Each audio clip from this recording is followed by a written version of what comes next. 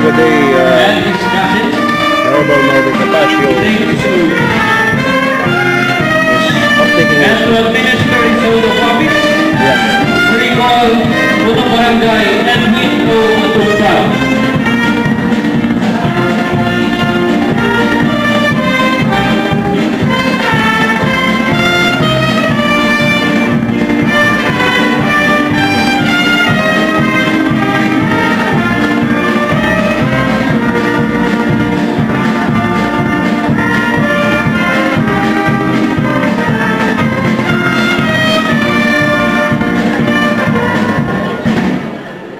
Okay, please raise your right hand for me.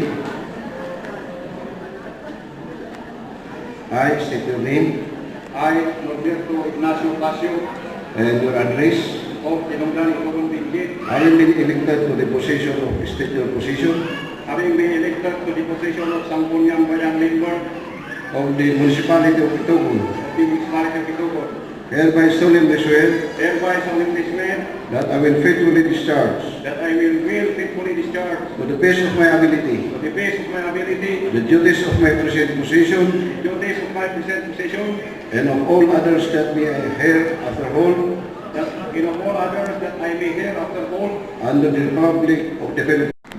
Okay, thank you, Sir Ferdinand and partner. Muna, kat kung kablawang kayo amin nga na nito sa pasap, naimbang nga daw tayo amin, nga special mention, dahil ito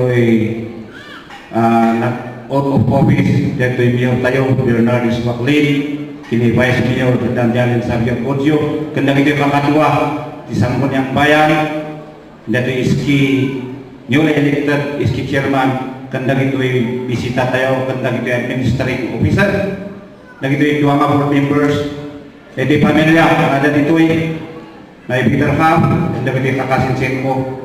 Amin nga pas official, nga na dito kandang ito yung outgoing na councilor, Lison Latawan, kini Ma'am Julia, kini Brother Jaime Laduan, nga isukin ang papulo ni Kilugan na nga susal ko.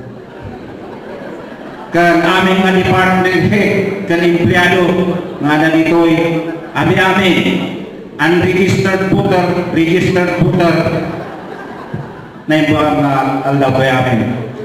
Kan alam namin yung mga gundaway, pasensyaan niyo, hang kayong malamanuan amin, kat baka adatin masaktan no hang ko alam